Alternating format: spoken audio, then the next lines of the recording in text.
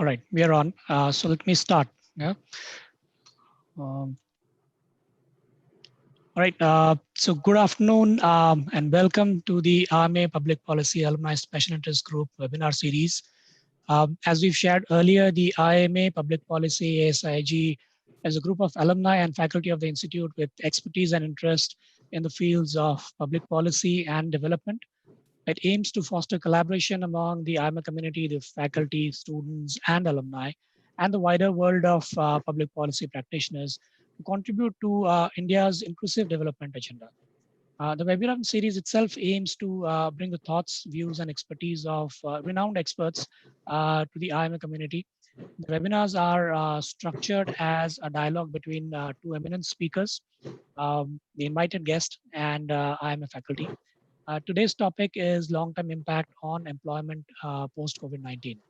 To share his views on this important issue, we are very happy to welcome Mr. Mahesh Vyas, the Managing Director and CEO of Center for Monitoring Indian Economy Private Limited. As the MD and CEO of CMIE for over 20 years, he engineered the company's transition to its current form, and is also the chief architect of CMIE's proprietary databases, including the consumer pyramid database. We also have with us Professor Rakesh Basant, Professor of Economics, Dean Alumni and External Relations, and the JSW Chair, Professor of Innovation and Public Policy at IIM Ahmedabad. To all the participants who've joined in, please send in your questions at the Q&A section.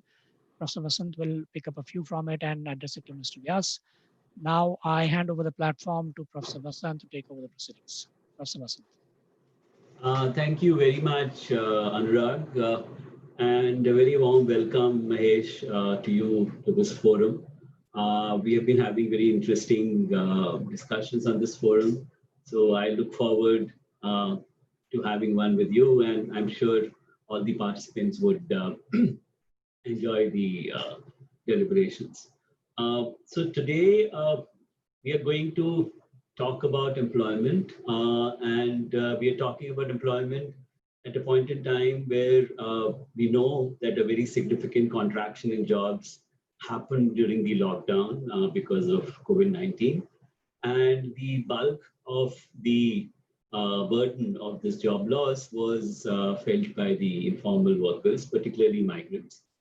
And a gradual opening up has begun, and one wonders how the employment scenario would change in the post-pandemic situation. Will we see a different kind of employment growth with more and more focus on online jobs, whether the nature of contracts will undergo a change, increasing actually the relative deprivation of the marginalized groups in the society, or we will see some kind of a change in the mindset where government, industry, and civil society organizations come together to bring back the dignity of work and social safety nets to ensure that we do not see similar outcomes if such contingencies strike us again. These are not very easy questions to answer, but I think it's important to keep these in mind as we discuss the data needs to figure out the future trends in employment and the emerging policy needs that we have today. Everybody argues for evidence-based policy making and implementation, but relevant data is, as we know, is not easily available. Earlier this week, I believe there was a question in Parliament about the unemployment rates for the last 12 months, and the government did not have that information. In fact, they quoted the PLFS 2018-19 data and instead talked about the measures they have taken to improve the situation and so on. Were these measures based on the ground situation, on relevant data, or they were simply based on anecdotal understanding of the policymakers? We don't know. I mean, we hardly know what kind of information gets used in the policymaking process. So given this broad context, I think it would be nice, Mahesh, if you can initially talk about why CMIE got into data collection of the kind that you're doing now in recent times. And given whatever you have seen in these databases, what do you see are the emerging employment trends? And then we will sort of follow it up with some more questions. So over to you, Mahesh. Thank you, Professor Basant, and thank you very much for IIM Ahmedabad inviting me here to participate in this very nice organized system. So let me get to answering the questions that Professor Basant has raised. We got into data collection a lot more seriously somewhere in the mid-1990s, or rather a little differently. Till then, most of the database building at CMIE, and we were born in 1976. So from 1976 till around the mid-1990s, we were essentially collecting data from government sources. So we were a secondary provider of data, which is essentially government data or industry association or Reserve Bank of India or exchanges. But our role was merely to take this, process this, and put it out in a timely fashion. Somewhere in the 1990s, we saw that government data is not coming up to mark. And it is important to see how we could better what the government was doing. And it was not about creating a parallel machinery to what the government was doing, but to create a complementary set of databases that could throw a little more light on what is happening to the Indian economy. Now, CMI is a private organization. We are not, funded through taxes. We are not funded through any benefactor. We don't accept those things. So we have to have a business model. So we had to build databases that could also sell and would still be very useful in understanding the Indian economy, because our main purpose is to understand the Indian economy. We monitor the Indian economy to understand the Indian economy, to explain what we see to our subscribers. But in the process, we also give them databases. So the first database that we built was the Prowess database, which is what tells you about companies, initially listed companies, and we grew into many more companies. Today, this database is more than 50,000 companies, and it gives a very good view on what is happening to the Indian economy. Then we improved upon one database that we had, which was then called the Shape of Things to Come, which has morphed into the CapEx database. The CapEx database tells us what is happening to investments. And we went into investments in a big way because we found that till then, the government was doing a reasonably good job in presenting data on the supply side, but was doing a pretty bad job on providing data on the demand side. So you had good data on the GVA, but not so much, not equally good information on the GDP. And so this investment thing was our effort to explain what is happening to investments in a better way. The CapEx database grew from there. But the bigger enterprise that we undertook was to go and find out what is happening to consumption demand. So that's what created the Consumer Pyramids Household Survey, which is what is used currently quite frequently by me, and only a small sliver from that is used by me. The database is, of course, available to all kinds of researchers. IIM Ahmedabad does have this database as well. What I do is I take one small part of it, and I have identified this part as something like a public. So although we are a private agency and we sell data and subscriptions, we have taken this employment and unemployment part to be a public good, to be a public service. Because you can't, I think you cannot sell a data called GDP, or you cannot sell a data called inflation. And similarly, you don't sell a data called unemployment rate. So we began initially through a sponsorship, and now entirely on our own, we produce this unemployment rate. But beyond this, I do inform a lot to the public at large. what is happening to the labor markets in India. And this is entirely done from the Consumer Pyramids Household Survey, which is based on a larger sample, based on a faster frequency of data collection, and based on a slightly more robust machinery of execution of survey compared to the official government's PLFS or the NSSO's efforts at collecting data of a similar kind. So just for comparison, we have we have a sample of 174,000 households compared to the NSO's 104,000 households approximately. They do a survey once in 5 years. Now they're doing it once in a year. Also quarterly surveys for urban, but we do it thrice in a year for the entire sample. So it's faster frequency as well.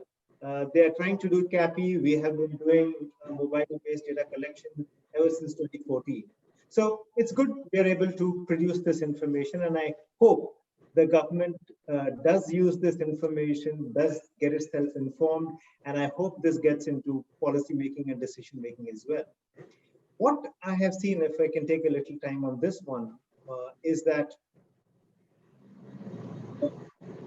just to give you some simple information, we already had this big stress on employment, in the sense that if you go back to 1992 onwards after liberalization, if you take the next, say 20 years is a long time period, the gross value added, real gross value added grew at 6.5% per annum.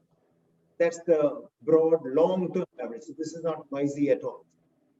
And what is the rate at which employment grew at the same time? 1.3%. If you use Santosh Mehrotra and companies and his colleagues' works based on the NSSO and PLFS data. 1.3% compared to 6.5%.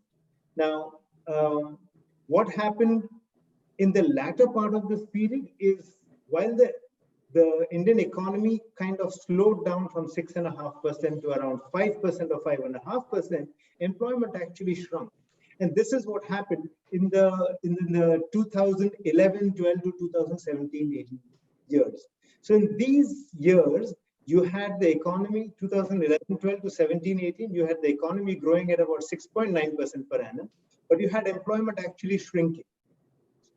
Now CMI, so this is the background. So GDP grows, real GDP grows, we are growing very rapidly, but employment is not growing. We entered the scene in 2016 to start measuring employment.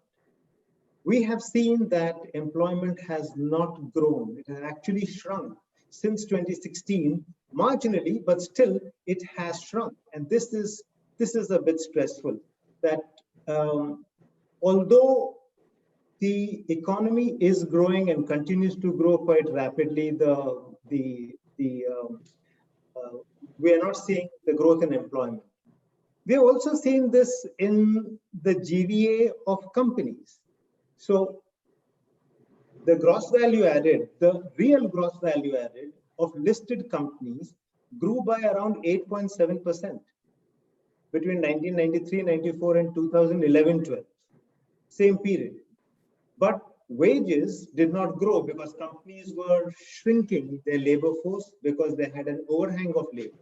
So you see the whole situation even before we got into COVID was very stressful and very, very difficult for labor, even if the economy grows, even if listed companies grow rapidly. Employment does not grow. Now, with this, we entered 2020 and get hit by this virus, and the economy is brought to a standstill to contain the virus. What happens? So now this is what we have seen from the survey of ours. That is, the first hit that seems to come to us is always that the labor participation rate falls. So according to the government data, the labor participation rate is of the order of 50% and is declining even there. And even there, acknowledging the decline is largely because of female labor participation rate. What we have seen is that female labor participation rate is falling, but LPR as a whole is falling. According to us, it was 46%, came down to 43%, came down to 42.7%. in 1920. So March ending, the number was 42.7%. What happened in April when the lockdown happened? It fell to 38.6%. Sorry, it fell to 35.6%. So 42.7% falls to 35.6%, and slowly this has recovered, but we are still at 41%. So 46% comes down to 43%, and we are down to 41%, which means that 2% of the working age population that should have been in the labor market today is actually absent compared to 6 months ago. 2% of working age population is a lot, because the working age population is 1 billion people. So a lot of people have just left the market. The unemployment rate, which was running at around 7 to 8% or so, shot up to 23.5%, 24%, and then has come down to 7 to 8% now, 8.5%. So 8.5% is roughly similar to what the unemployment rate was earlier. But it is high and it is bad because it is on a low labor participation rate. So I think what is important, and that's the number that I keep saying is the most important for India, is the employment rate. The employment rate is the proportion of the working age population that is actually employed. But this number used to be 43%, came down to 39% in 1920. So 43% comes down to 39%, and now it's 37.5%. So again, 1.5% of the working age population that was employed is not employed anymore. That's, I think, a big hit to the economy. Now, we have seen a lot of the employment come back. You know, these numbers look like there is a recovery, but what is the nature of this recovery? So that is quite stressful in the sense that, let me give you these in numbers which I have written very often in Business Standard and in the CMI's Economic Outlook service, is that the average employment in India in 2019-20 was 403 million. And this number was in 16-17, when we first estimated the number was 406 million. So 406 million has come down to 403 million. And in the month of April, we lost 121 million jobs. And a large part of this, 91 million of this loss of 120 million jobs are all daily wage laborers. Basically, they had to sit at home. They couldn't do anything. They couldn't go to work. I may not have gone to work. I did not go to work. Many weeks, I did not even work. But I still had a job, and many like me had a job. But the daily wage earner did not have a job. He lost his job. So we continued doing the survey through telephonic interviews, and we found that 91 of the daily wage earners had lost their job. 17 million of salaried employees had lost their job. The base was 86 million. 17 million lost their job.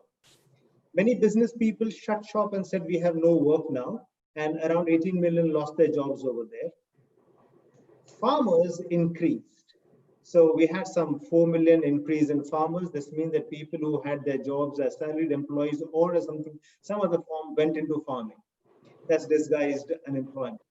What has happened? So is that slowly those 91 million jobs came back.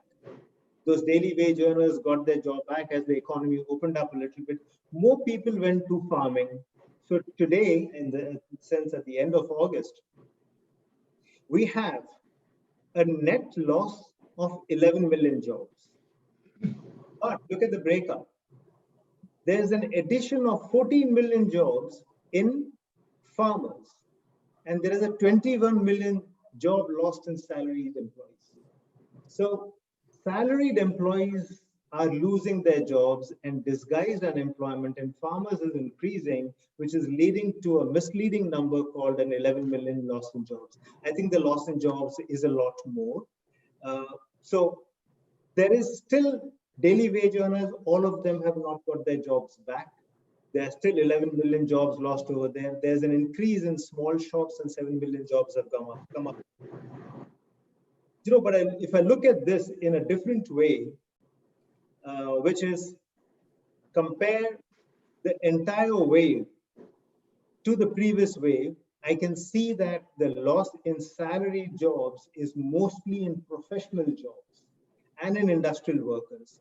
This, I think, is the worrisome part, that they're not going to get the jobs very easily, because the corporate sector is in deep trouble. For the last several years, they have been reducing their investment. Their net fixed assets investments is falling. In nominal terms, it grew by only 5% last year. They're taking their profits increasingly out as dividends and not reinvesting into the economy. The companies are on a balance sheet basis quite good. They have a gearing ratio of less than 1. Their interest cover is far more than 2. It's like 2.4, etc. So the aggregate company's balance sheets is not good, but they are not investing. And salaried employees are losing their jobs. This is not a very good scenario. So if I look at the information from the databases that we have built that is available to everyone, and you can see the same thing, is that companies are not investing. They are not going to invest. They don't have a good reason to invest. Salaried people are losing their jobs. And this looks like will keep on getting worse. So I think the future looks a little bleak around here. This is my short summary of what the situation is from the numbers that I crunch. Okay. So good. So it's a very interesting summary of what's happening to the composition. A quick follow-on question. What I heard you saying was quite interesting, that it is not only that the jobs are being lost. You said that the labor force participation rate has gone down, which means that there was a section of the people who were earlier looking for work are not looking for work anymore, which means that there is some kind of a discouraged worker effect that is happening. People don't expect to get jobs anymore, and therefore they're withdrawing from the labor force, right? I mean, so do you see something of that kind in your data? That's right. We see a fairly significant part of the labor force moving out as discouraged labor. Now, I need to dissect this data a little more to understand what happened this time, because the full data for this only came out in the first week of September. But what I've seen in the past 2 shocks, is that post demonetization, post GST effects in its spillover effects over time, is that these losses are mostly borne by women. So women exited the labor markets in a big way, and I saw that systematically wave after wave, that young women just refused to come into the labor markets. So this effect was mostly for young women less than 30 years of age. And it took some 3 years or 2.5 years, so many waves, for the young women to come back again. And just then came the lockdown, and I suspect the hit is going to be largely on women again. I know at least this much, that a large part of the loss in jobs is amongst women. So I remember this number, that 11 million jobs net lost by August, 4 million are women, 7 million are men. So this is not the proportion of employment of men against women. So women have taken the bigger hit. So I think women quickly move out of the labor markets when a hit of this kind comes. Yeah, this is actually quite consistent with the data of the older NSS thing, where they used to release data by different phases. And one could see when the agriculture is shrinking, women will withdraw, males would work, and so on. It seems to be quite consistent. So I can see questions already coming in. But before we go to the question, I want to ask you a larger question, because what you are telling us is that the overall situation is quite grim, and we don't really know how things would pan out. Now, as a person who belongs to the old tradition of empirical work, our teachers told us that if you are doing empirical work and you know that the data is of somewhat indifferent quality, and therefore you should not rely only on one measure. And if you have more than one database, you should sort of try and look at those databases to see what is emerging broadly, instead of either junking the data that you have or taking it as gospel truths. So coming from that tradition, CMIE has multiple sources of information and different data sets which you put together.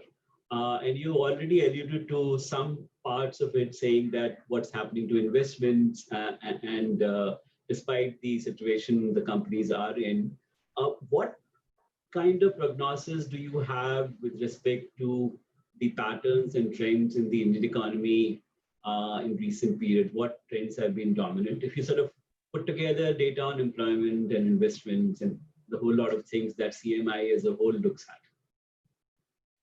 Okay, so the database on companies is much longer. The time series is much longer, and therefore it is a lot more talkative. Right. So, you know, the company-wise database, the prowess database that we call it, is built to serve the needs of people who are interested in company-wise information. Sure. So you could be a banker and you use it to check with peers whether a loan can be given to a client. Transfer pricing taxation people use it for arm's length checking of prices. Equity markets use it for investment, and so on and so forth. So the interest is largely in individual companies. Sure.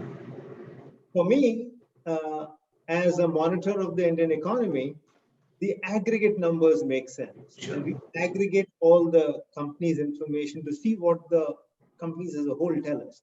And it's really an exciting story over there. We have seen how from 1991 onwards, companies have gone up and down, how their gearing ratio has gone up, has come down, the profits have gone up and gone down. What I see today is that the companies are in a very good position to borrow money if they would like to. Their gearing ratio is less than 1 as per balance sheet of 18-19. The sample size is very large. 19-20 initial few balance sheets, more than 1,000 companies tell us the gearing ratio is still very, very good at less than 1. But the sample is too small. The gearing ratio comes down to 0.6. So I'll say the gearing ratio is less than 1. And the interest cover is 2.4, which is very healthy. Now, there will be some bad sheep, there will be some good sheep, and so on and so forth. You'll always have that. There will be some really bad NPA sitting in this data set. But on an aggregate basis, the corporate sector is in an extremely good position to go out and borrow. And in spite of this shining balance sheet since 2015-16, onwards, this balance sheet has been quite good. But from 2015-16, systematically, the corporate sector balance sheets is telling us a very important message. They're saying that we have invested a lot in the past, and the numbers do show the investment really very handsome. But we have not seen the returns. We are used to looking at the return on investment of the order of 15 to 18%. We're down to 4%. At this rate, we are not happy. I mean, I'm speaking in a sense. And therefore, we are not going to invest anymore. The balance sheet may look as beautiful as it may, but this is not a good rate of return for us to invest into. We are making profits. Our profitability also has gone up a bit in recent times compared to what happened in the past. But we will just take the money home. So while corporates on an aggregate basis till 2014-15 used to give 20 to 25% of their profits out as dividends, and the remaining was retained for further investments. Post 2015-16, we see this number of the share of the payout ratio go up to 60 to 70%. In 2018-19, it had dropped to 50%. So 50 to 70% of the profits is being taken out, and very little is left inside as retained profits to invest. So the corporate sector is telling us a story, and I think policymakers should listen to this. You don't have to go and listen to the industry associations. Right. Look at their audited annual accounts and not one company and two companies. This is some 30,000 companies aggregated and put together. It's an eloquent statement. And nobody speaks in this fashion, but the balance sheet tells us, and this is the story I take away from here, that companies are not going to invest. Now, if you look at their asset side, I have seen that they used to, the net fixed assets used to grow at double digits, 15, 16, 18, even 20% once. But in 18, 19, in the year in which they made very handsome profits, it went down to 5%. Now, even net fixed assets includes intangible assets. You remove that and look at plant and machinery, 3%, nominal terms.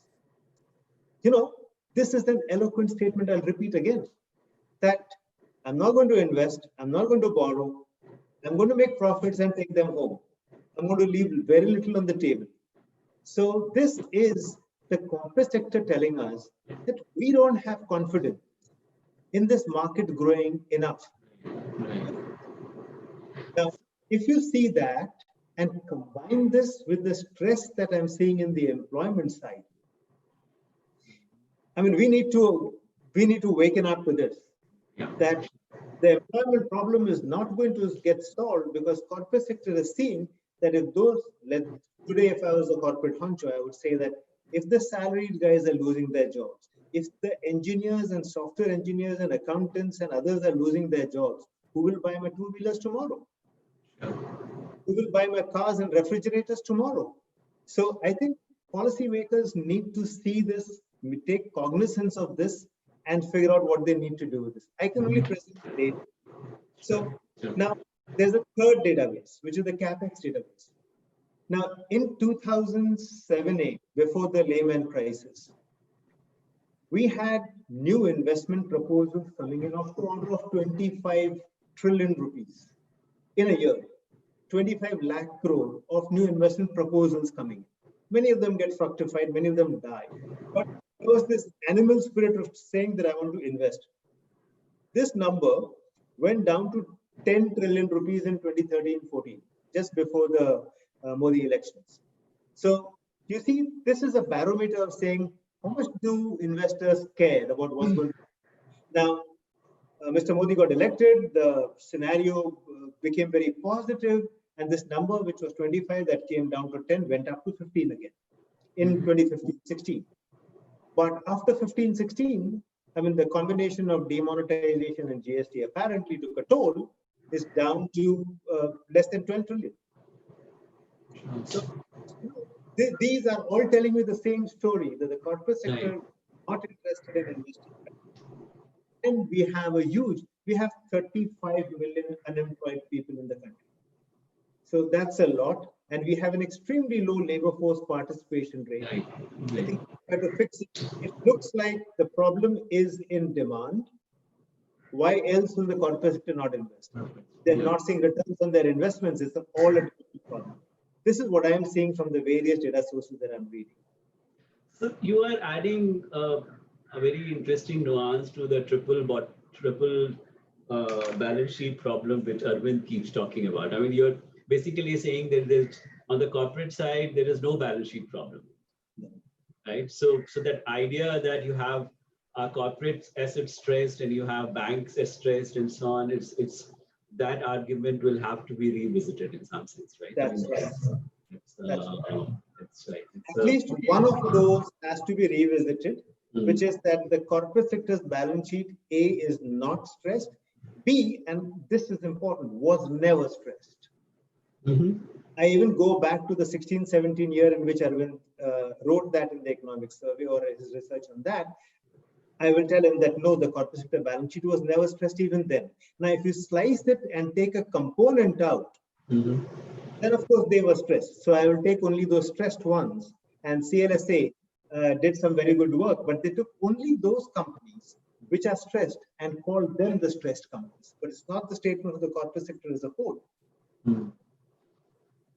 Okay, so there are lots of questions coming up. So I just want to ask you a couple more questions before we get into the questions that the audience has.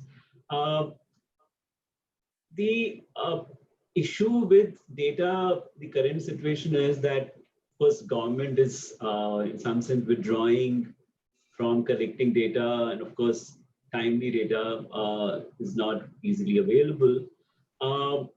And whatever data they put out is now viewed with some kind of suspicion. So the credibility of data that they produce has declined.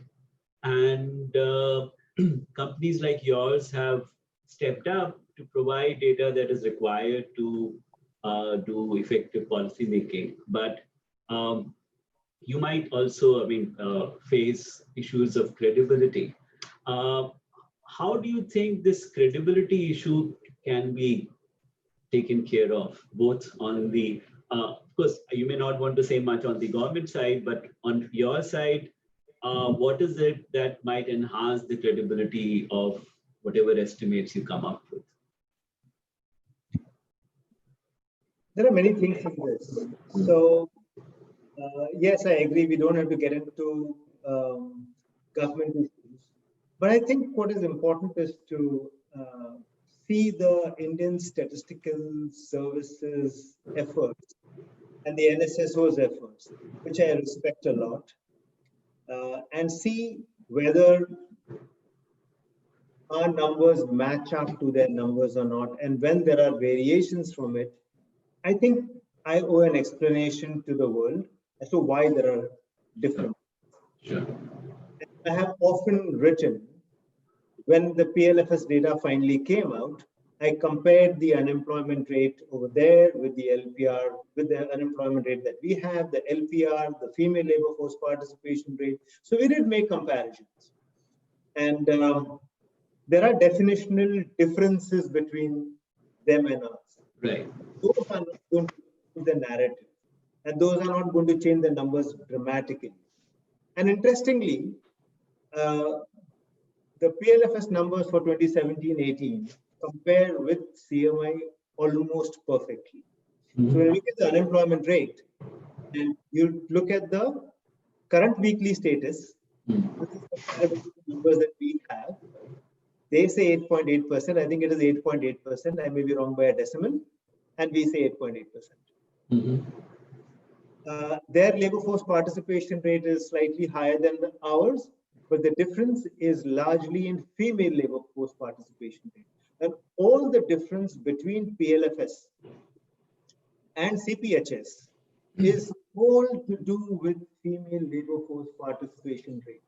So we can circle down, home down, right, and say this is where the difference is. And I think this builds credibility, and this explains why there's a difference. Now it is up to me again to explain why the difference and why I think the difference is okay. And I really think the difference is okay, because the way we define employment is different than the way they define employment. We are very stringent on defining employment. Yeah. We don't say that if you're employed for half a day and 7 days, you're employed. That's not okay with us. You got to be employed on a day, and you have to be employed for a better part of the day, more than 4 hours of the day.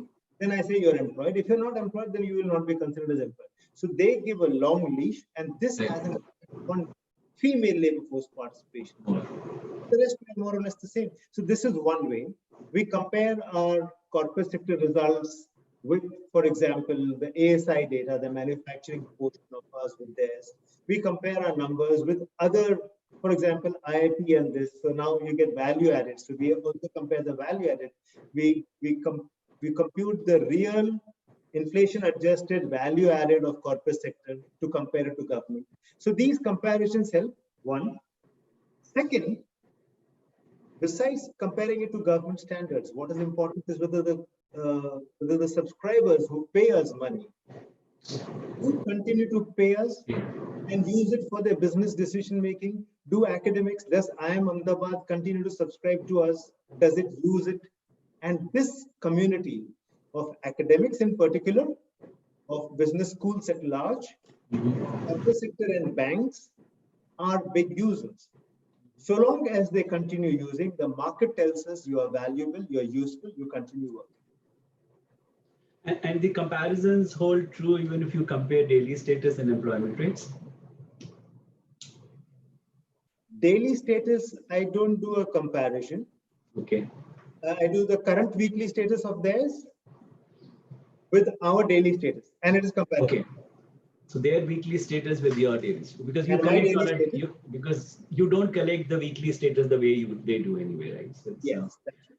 anyway, I mean, I have a couple of questions more, but I think I should, in all fairness, ask questions which some people are asking. So one question that they have is, what in your view are the fundamental structural changes that are likely to happen to labor markets post-COVID?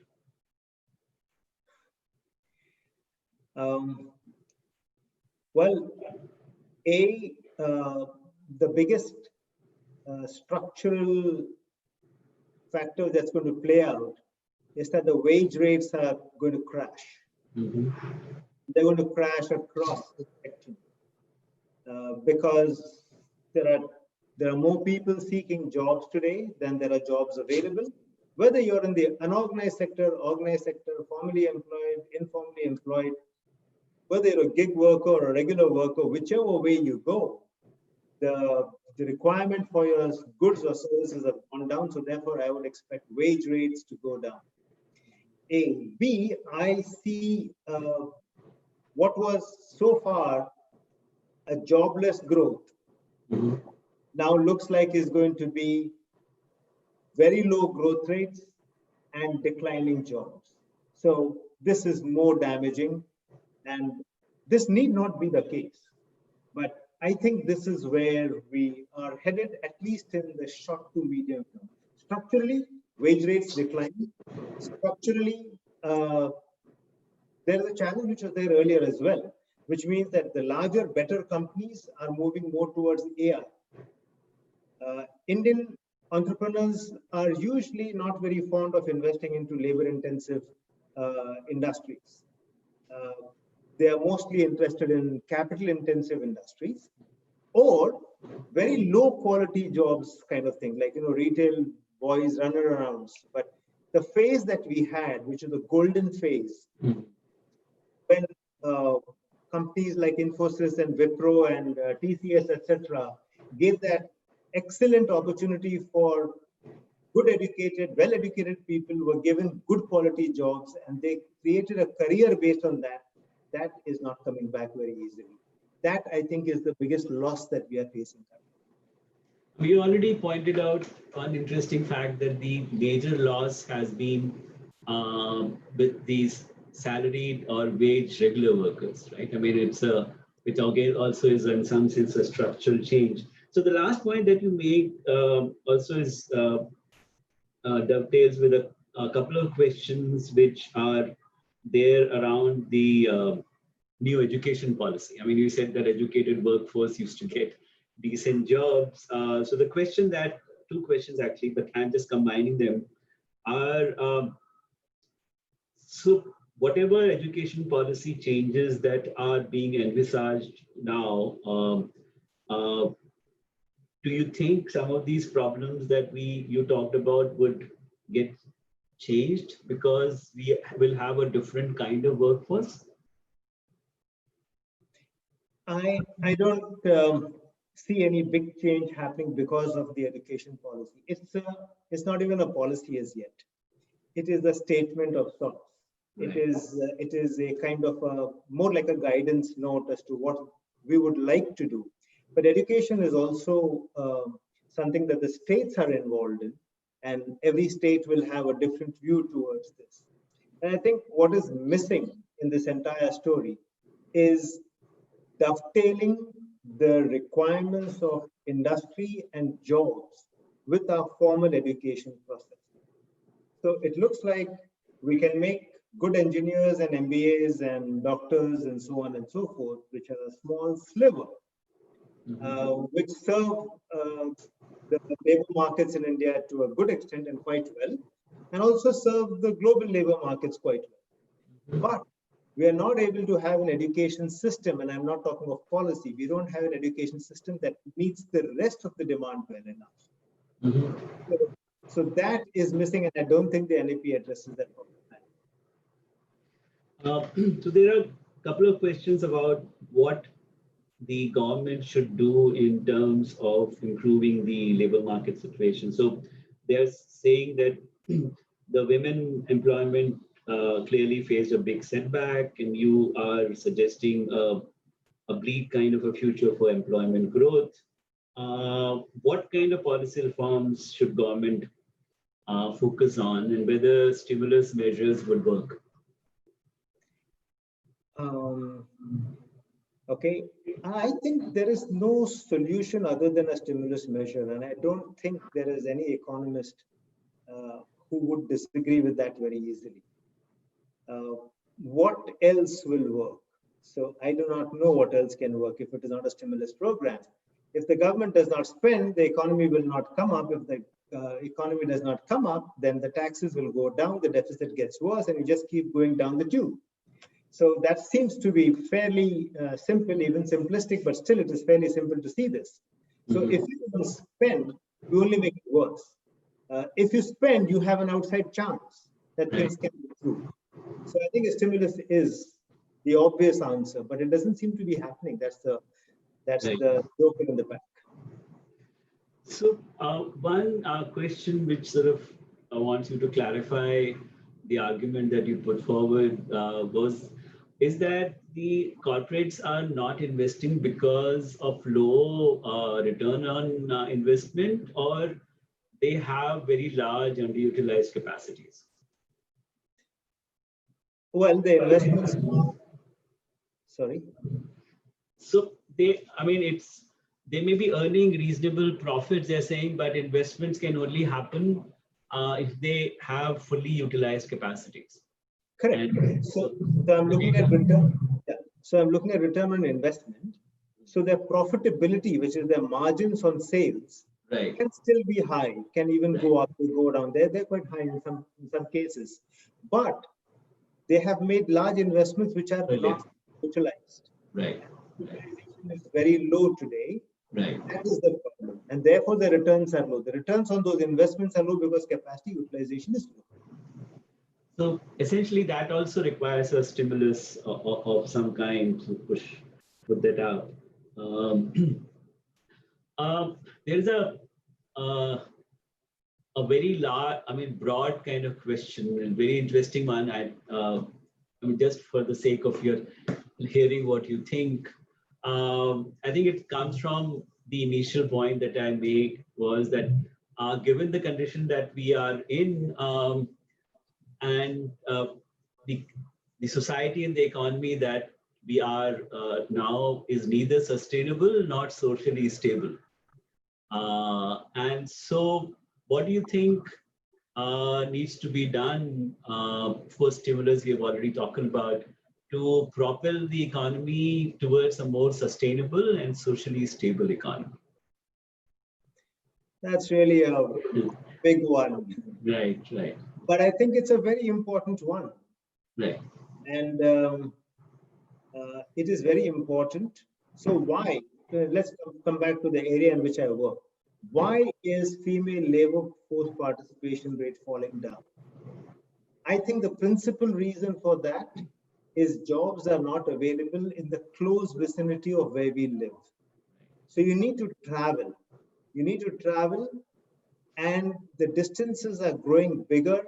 The infrastructure is failing us, and security is failing us. So security is also infrastructure. Sure. So bad roads, bad street lights, bad security is what keeps women away from labor force.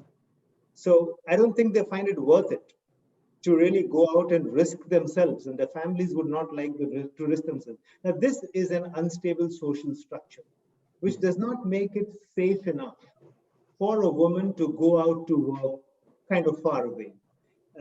So I think we require a larger set of thinking, that what are the value systems that we really value? How much do we respect a woman going out to work? And I think there are some changes happening in this. I do observe a change as to women who were working to some extent drop back. So women come to work, they work till the age of around 28 or 30, and then they drop away.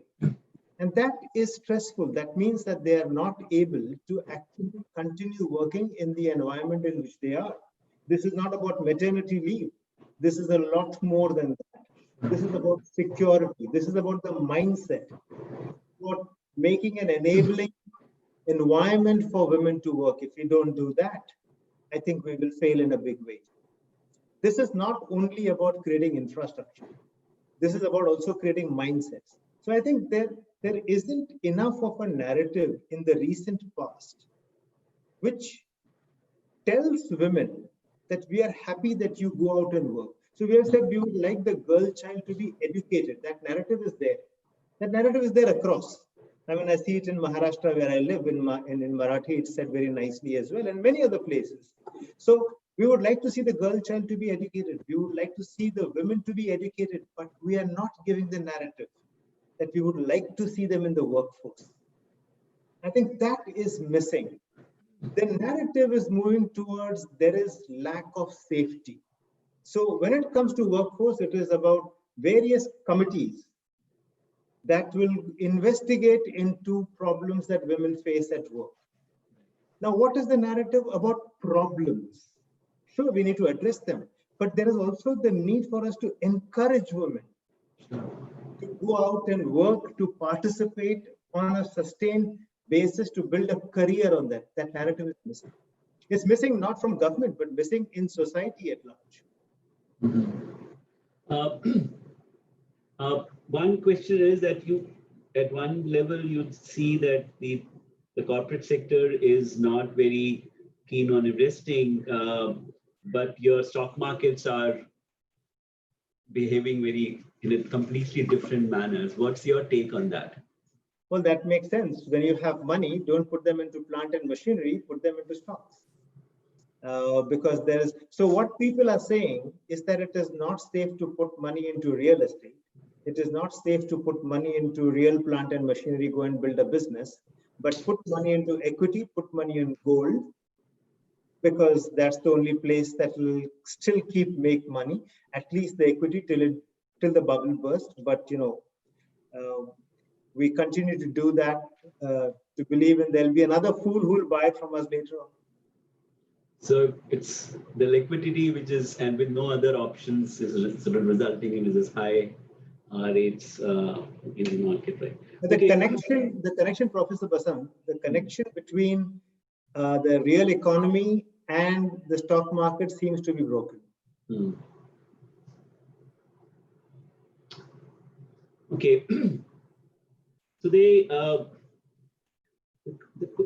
question that is that they want to talk you. They want you to talk a bit more on the data challenge.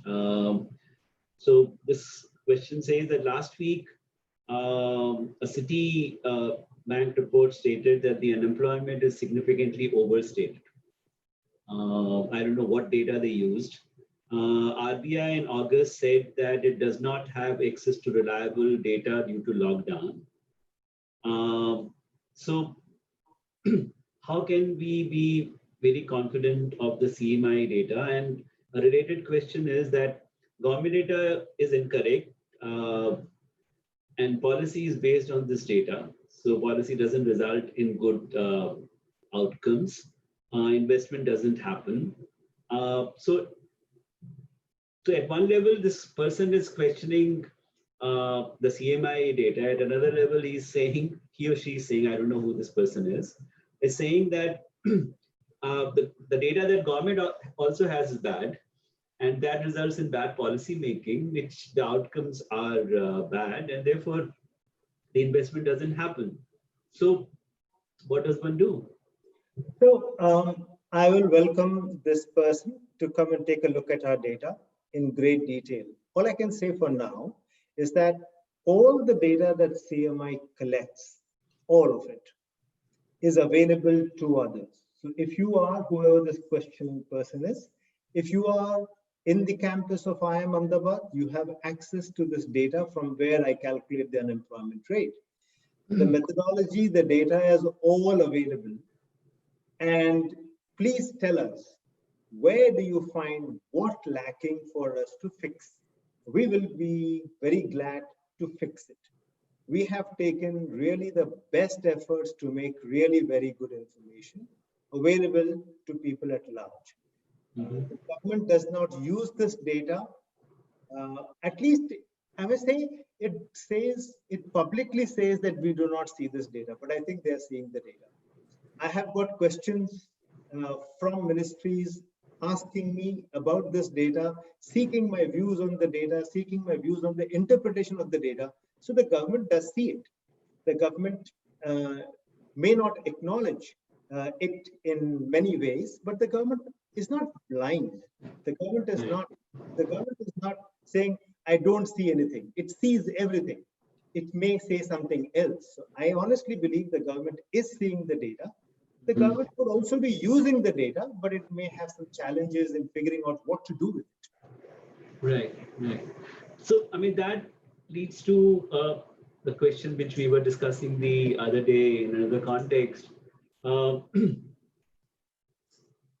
so, what stops the government from sort of looking at it much more openly and more positively rather than, I mean, in a surreptitious manner, they are asking questions to you. Instead of doing that, they can sort of use that and start looking at policy options on the basis of this. And similarly, the businesses, as you said, the businesses are using your data. But the other day when we were talking, you said that even in the corporate sector, the demand for this kind of data, which can help decision making, is not very high.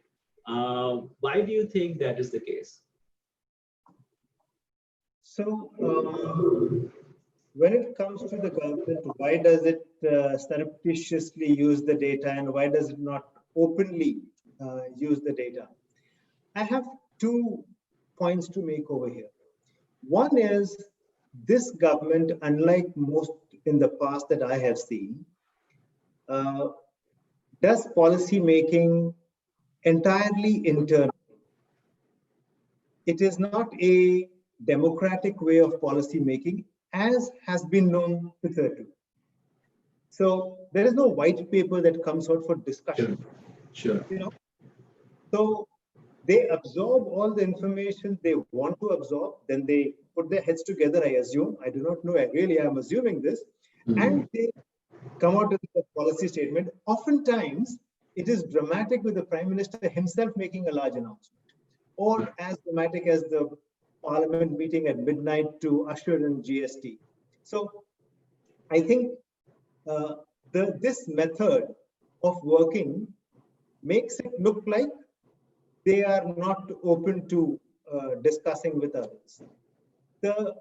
And it's true, I mean, they don't take outsiders in very easily to discuss. So this is a style of their functioning. The style of functioning, we think internally and then we tell the world. As against in the past, it was all about white papers, public discussions before, and big debates in Parliament before a policy came up. This is one. This is one difference. The second is, this government apparently is evidently very keen to control the narrative. So a narrative that the economy is in a shambles or unemployment is going up does not fit into the narrative that they would like to. So in 2017, when I was first talking about this data, a whole lot of government economists kind of pounced upon me in public fora to say you are rubbish. And when the government data from the PLFS was saying the same thing, they kind of kept it aside till the elections got over. And then when we saw that what CMIE was saying and the government data is saying the same, they tried to rubbish the government data also. And then they stopped bothering me. So all this tells me it's about the narrative. They want to control the narrative, or at least have an upper hand in the narrative.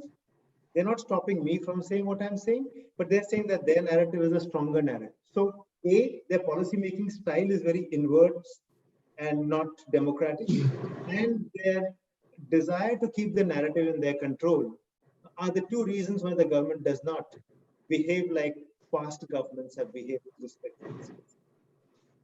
So the other related question about the corporate investment is one person has asked, what is your view with respect to this hope about manufacturing shifting out of China and coming to India, and that resulting in more corporate investment? In short, I don't find India to be an attractive proposition.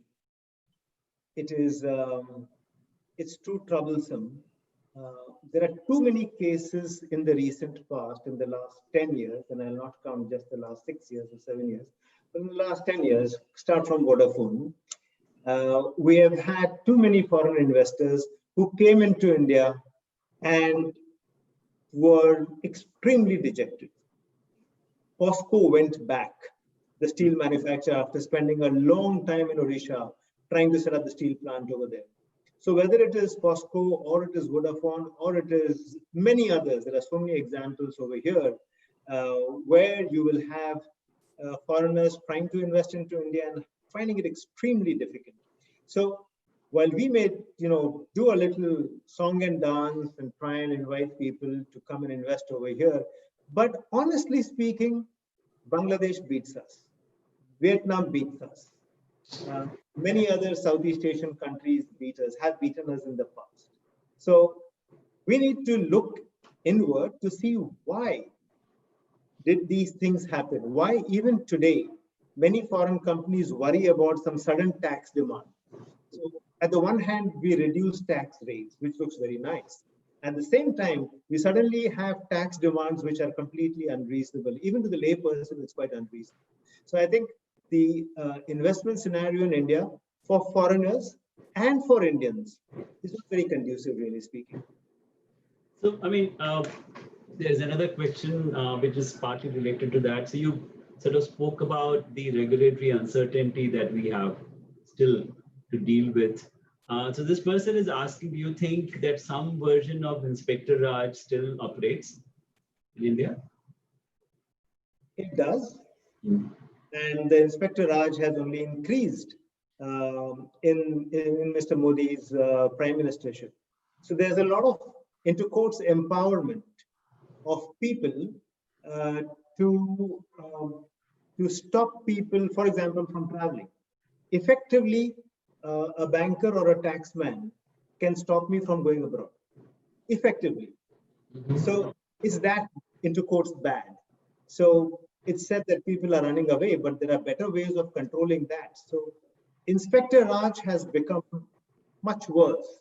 And the government may have a point to say that there is a lot of leakage, there's a lot of corruption. So Mr. Modi has been very, let's use a strong word, obsessed with controlling corruption. So it kind of probably boils him. I've never met him to see him boiling, but presumably he kind of boils when there's a whiff of some corruption in some place. And so there is this empowerment of all kinds of government officials to say, get after them and don't let them go away. But that's not good. So I think what is missing in all these great intentions which are displayed by Mr. Modi and his government, what is missing is the macroeconomic picture. The macroeconomic picture of creating a conducive environment for businessmen to operate, to maximize their profits. That is missing. Similarly, this is the same philosophy of not getting the macro picture right is currently the way the fiscal deficit is being managed. It is like front load the money and shift the money from this ministry to that ministry where the fire is. And so you solve that problem. But what is being missed by the finance ministry is that aggregate demand is shrinking. In these times, you cannot have your spending going up by only 11% April to July compared to a year ago. This is crisis time. So that is missing. It's all about saying this government spending could be all corrupt. Let's control it. So what I hear you saying effectively is that this whole issue about ease of doing business is a myth. There may be, let's put it like this. There may be a genuine desire to have ease of doing business. But I think it went wrong on two fronts. One is we tried to game that ease of doing business index. It was game. Let's just say, what are the indicators? Go and fix them. If you fix one of them, your number will go up. Now we can all see the number has gone up, but the ease of doing business hasn't eased, really speaking. So the mistake was when you game it, you don't get the right feedback. And the second thing is, while we would like to ease doing business, at the same time, we are completely allergic to anything which even looks remotely like corrupt practices by businessmen. So I think the combination of these two don't work. You need to lay off a little bit to let that ease of business happen, to let the animal spirits come into play. That is missing. That macro picture is missing. So continuing with the macro picture argument, so at one end we are saying that there is liquidity, but since the demand is not there and there is underutilized capacity, investments are not happening. At the same time, you hear corporates complaining about high rates of interest and non-availability of credit. The government is saying that they have this huge kind of expenditure plan to bring back the economy on its feet. So all this seems a bit inconsistent, right? I mean, it's completely inconsistent. I don't see any expenditure plan, and I don't see any liquidity problem at all. So there is enough liquidity in the market. The RBI has created enough liquidity. Banks are flush with funds. Banks are not willing to give money out. So we have got the piping wrong somewhere. It's not a liquidity problem. So it's a macroeconomy problem in signaling, but right. The piping has gone wrong insofar as liquidity flows are concerned. Right. So going back to the issue of labor, and I know we have sort of already crossed our time. So there has been this view that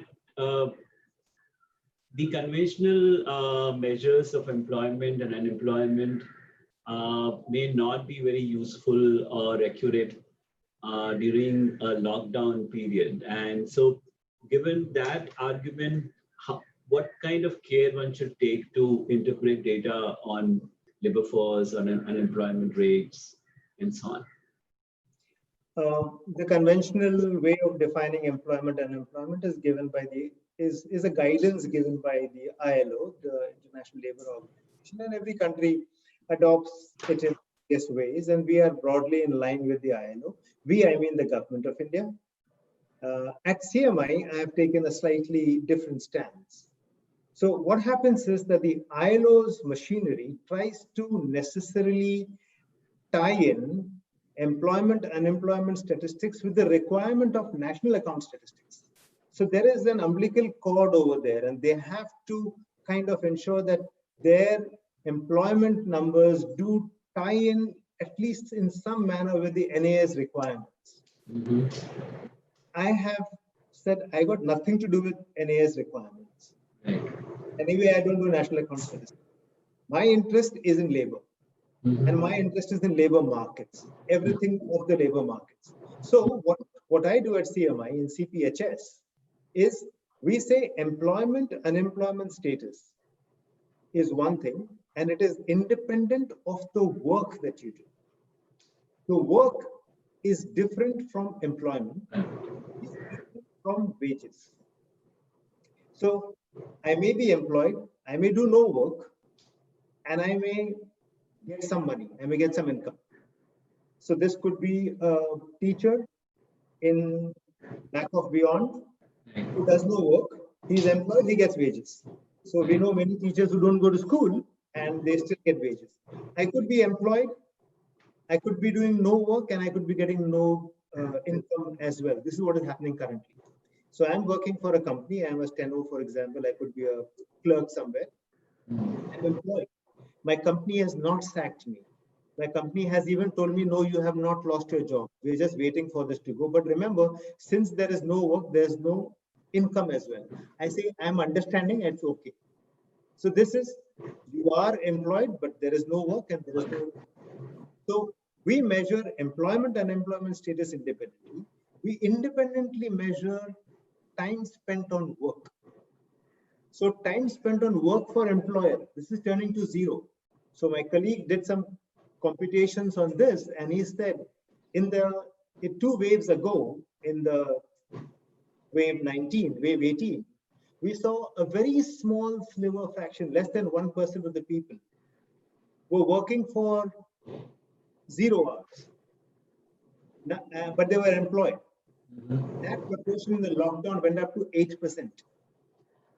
8% of the people who are employed are working for 0 hours. So you can see this data in the CMI results. Now, while employment has gone down by around 25% in the first quarter of this year, income has gone down by 50%.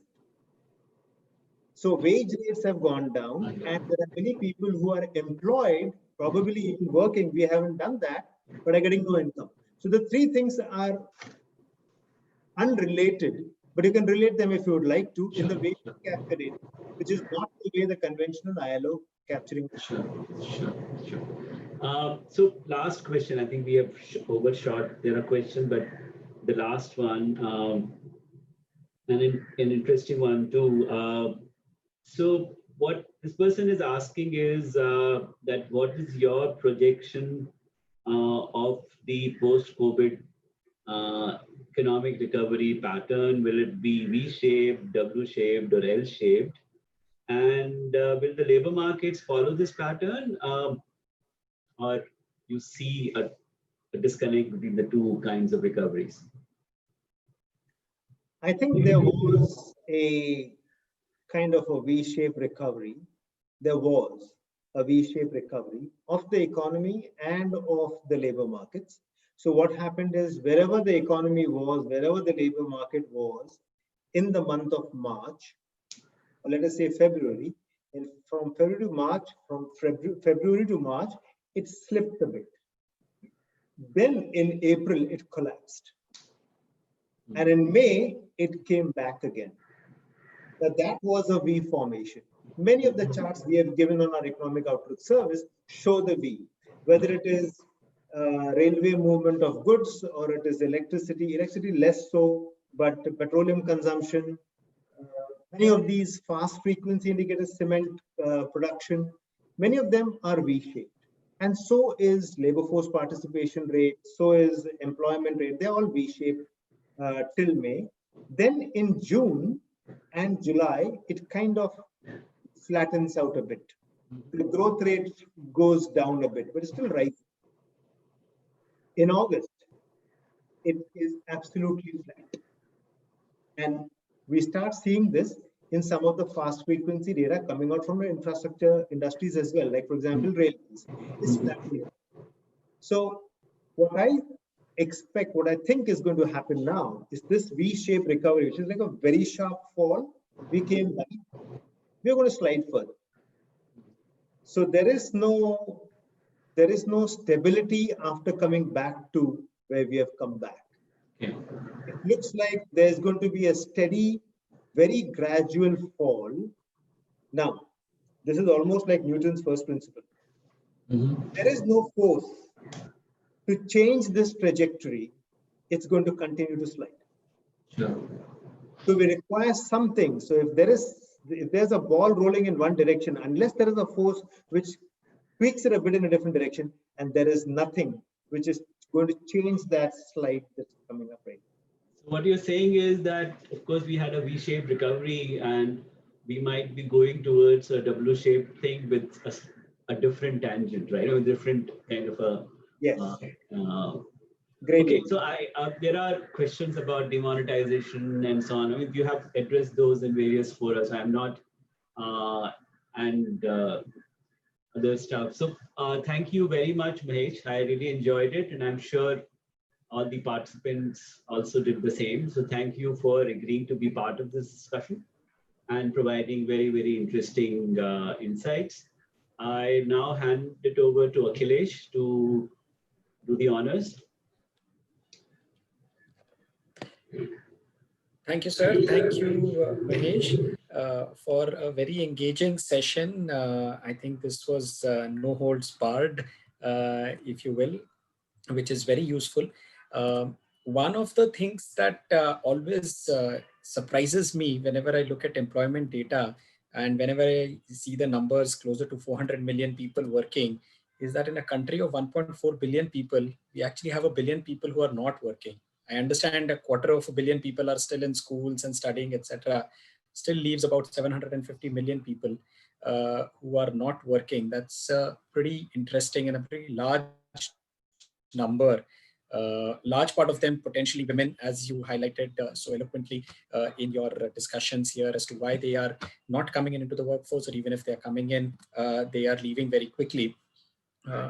From purely a policy perspective or a thinking perspective of where we are, the idea of the golden phase of the economy that we had, where we linked into the global supply chain, either through the IT industry or maybe even pharma and some of the other industries, which created a new set of jobs, is an interesting and an important one. And I think where we need to be somewhat cautious and conscious about is, as we begin to build out our theory of Atmanirbhar Bharat, where, as Sanjeev Sanyal, who came in onto this webinar series, mentioned that this is a lot more about integrating Bharat with the entire global supply chains, etc. If we are able to do more of that, potentially that is an exogenous or external boost that we could provide to the overall ecosystem, apart from the stimulus points that you have spoken about. I think there were some interesting discussions on education policy and the way the government should potentially engage with academics and practitioners a lot more.